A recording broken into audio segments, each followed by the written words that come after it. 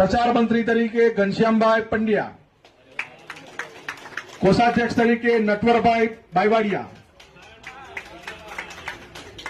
કાર્યાલય મંત્રી તરીકે જીતુભાઈ પટેલ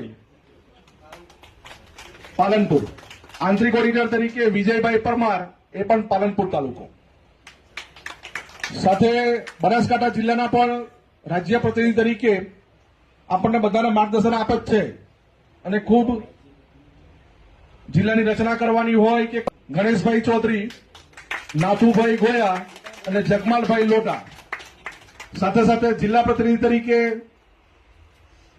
વિરલજીભાઈ પરમાર દાતા, વાલજીભાઈ પરમાર દાતા, પ્રદીપભાઈ પટેલ વડગામ.